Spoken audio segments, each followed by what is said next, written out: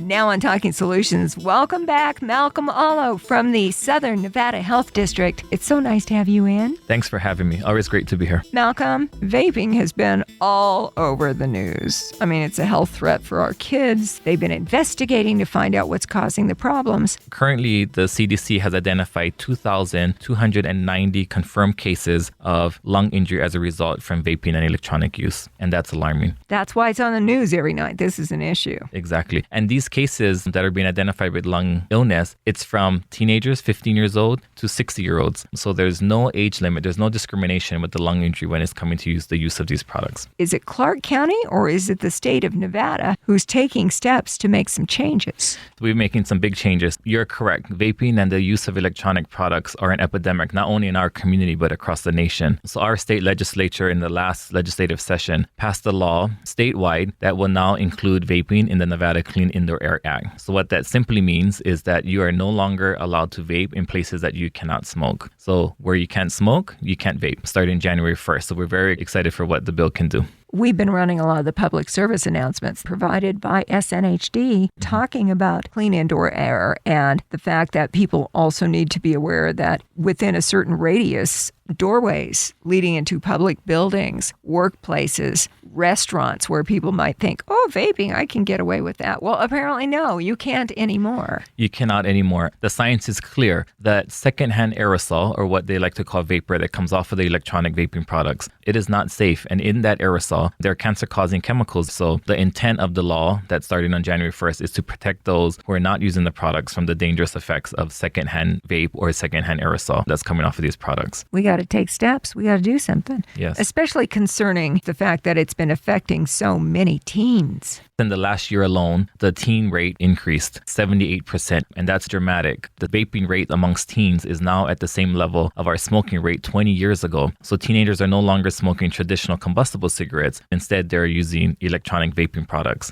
And you may have heard in the news lately, every night it seems like there's a new lung injury or a new death as a result from using these electronic vaping products. So our job at the Southern Nevada Health District is to educate the community, especially teens, on the dangers of using these products. Malcolm, you deal with anti-tobacco initiatives all the time with the Southern Nevada Health District. And when you talk with teens, is the perception you're getting is that they believe that vaping is safer than, as you said, combustible cigarettes? Yes, the vape industry has done a tremendous job selling this product as a safe alternative to nicotine or combustible cigarettes. And that is not true. The products are not safe, and it is not an approved Food and Drug Administration product to be used for any reason. So when I'm working with these teenagers at all of these high schools, I constantly sense that these teenagers think they're safe and they use them. They use them at home, they use them among their parents, they use them amongst their friends. So our job is extremely hard to sell the fact that these products are not safe to be used. Cigarettes have been around for so many decades. I remember back when I was in grade school, the crackdown on the advertising for traditional cigarette products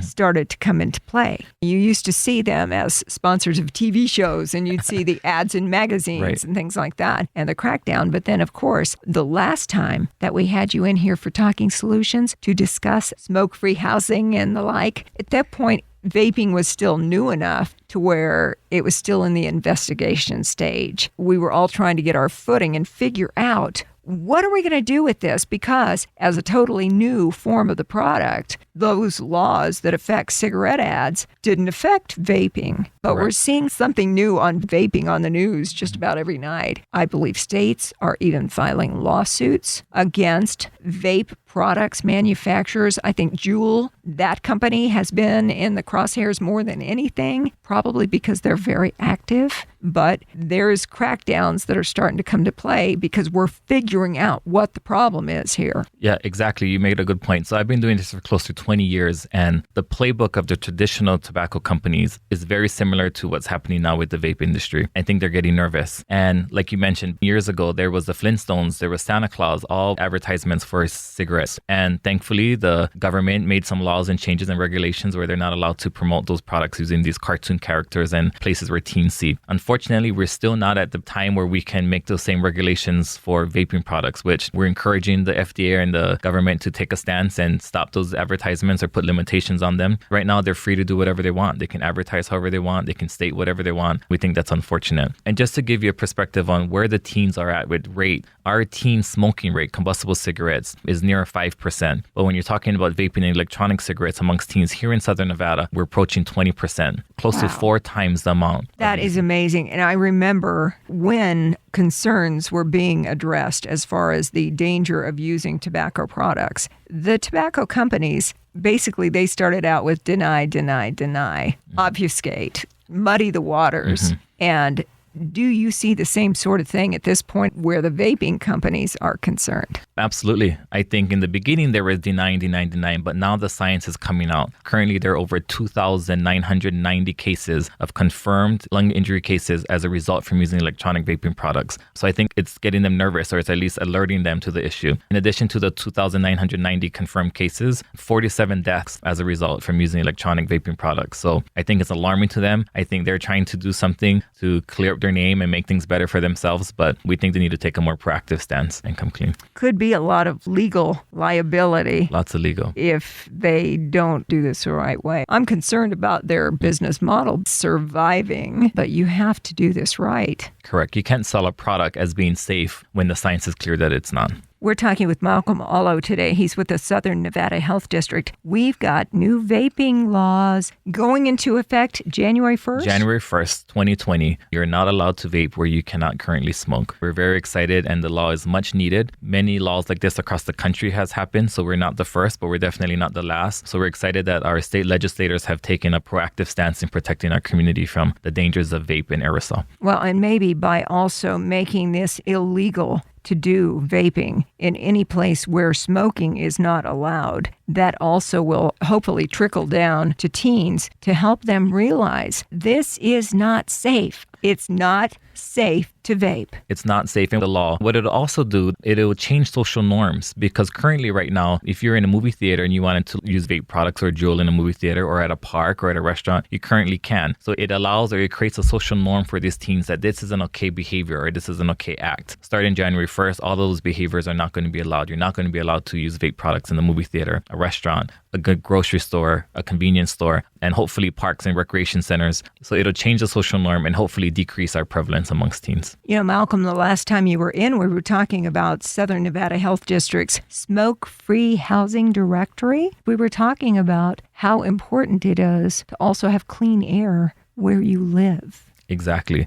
Just like the secondhand smoke that comes off of the cigarette, the same thing comes off of the electronic vaping device. So if you're smoking an electronic product in your home, there is secondhand smoke and there is even thirdhand smoke off of the vaping or the aerosol that can travel onto the furniture, onto the walls, and or through ventilation systems affecting your neighbors and other people who have shared walls. That's one of the things that I think people aren't totally aware of, that it can travel through ventilation systems. So even though you live in an apartment building and it is your neighbor couple doors down who is the heavy smoker, be it combustible or vaping products, the chemical after effect of smoking those products or vaping can travel into your home. And that's why the Southern Nevada Health District's smoke-free housing directory is so important. Yes, and you can find the smoke-free housing directory on our website at gethealthyclarkcounty.org, where you can view over 40,000 different units in Southern Nevada and all parts of the city, from North Las Vegas to Summerlin to Pahrump to Boulder City. You can identify properties that offer smoke-free units. You can contact them and then hopefully move into a multi-unit housing or an apartment that is smoke-free, protecting the health of yourself and those that you live with. I'm sure, Malcolm, that you get a lot more participation from management companies, owners of apartments, townhomes, homes, whatever, who are proud to say, we enforce smoke-free conditions in our homes, because it's so important for everyone, and especially people who have children in the house. Exactly. And it goes back to the ventilation systems, right? So if you are not currently a user of combustible or vaping products, but your neighbor is, and you have children, that secondhand smoke or aerosol that's traveling triggers early asthma in children. It's just dangerous. There's cancer-causing chemicals in those products. So to your point about apartment complexes or managers wanting to be a part of the smoke-free housing directory, all you have to do is give us a call at 759-1265, or you can visit our website at gethealthyclarkcounty.org for more information. But we're constantly getting new apartment buildings and multi-unit housing locations added to our list, and we welcome more and more units and managers to give us a call and join the list. I know that moving is a pain.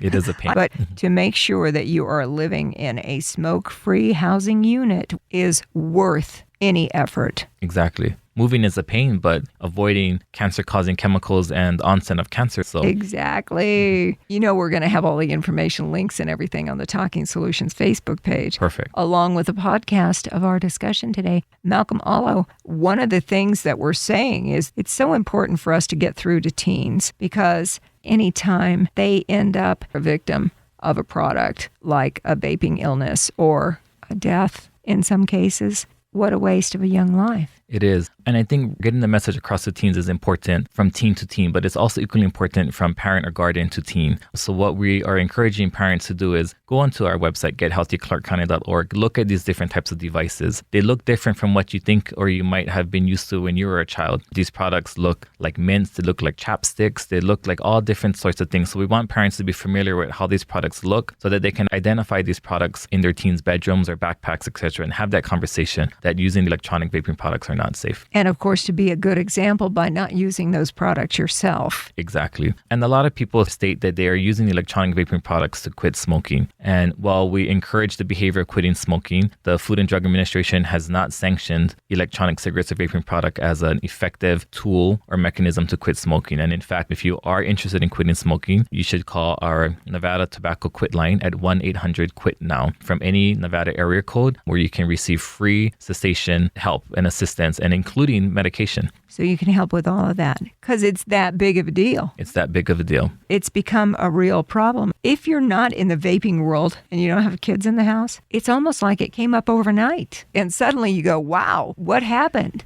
Right. And for us, especially, it came up overnight because we were winning the race with combustible cigarettes. Our rate was decreasing faster than most states in the nation. Our Southern Nevada rate was decreasing amongst combustible cigarettes, and we were very proud and happy about that. And it's like you said, overnight, this electronic cigarette vaping product came onto market, and it emerged, and it became super popular, and teens started using it in addition to adults, and then our rate started to increase. And the science has also proven that if you use electronic vaping products, you're 4 times more likely to also use combustible cigarette products. So you may start off as an electronic vaping product user, never using combustible cigarettes before in your life, but using that product and that behavior from hand to mouth action would lead you to become a combustible cigarette user, which of course we want to avoid as well. Malcolm, when you had referred to a moment ago the fact that sometimes vaping has been presented as an alternative to cigarettes and that it could help stop smoking a combustible cigarette. A friend of mine was a heavy smoker. He started vaping, and instead of stopping him from smoking combustible cigarettes, he was vaping a lot besides smoking cigarettes. It cost more. Like dual usage. Yes. And another important thing is that when you're using the popular products, like you mentioned, Juul, one Juul pod, according to the Juul website, contains as much nicotine as 20 cigarettes. So that's 1 pack of cigarettes. And some teenagers use 1 to 2 and sometimes even 3 pods a day. So if you think about 3 packs of cigarettes a teenager consumes a day off of the pods of Juul, it's alarming. So we're now worried about these teenagers because they're using too much nicotine. Very disturbing. And nicotine is not something to be toying with. Yeah, it's the most addictive substance there is. A new vaping law is coming for the state of Nevada January 1st. Talking with Malcolm Ahlo with the Southern Nevada Health District about those laws and other things related to smoking combustible cigarettes, vaping products especially. Malcolm, you know, every time you're here, we always ask, what can our listeners do to help you? In respect to the law starting January 1st, if you see a location that is currently allowing vaping after January 1st and you want to report a complaint, we encourage people to call our complaint hotline at 702-759-1990, or you can log the complaint on at gethealthyclarkcounty.org. The Southern Nevada Health District will investigate and research the claim and go out and enforce the issue. So again, we encourage our listeners to be vigilant out there. If they see vaping occurring in places that there shouldn't be, give us a call or go on our website. And the new laws that are taking effect in the state of Nevada on January 1st regarding vaping, pretty simple.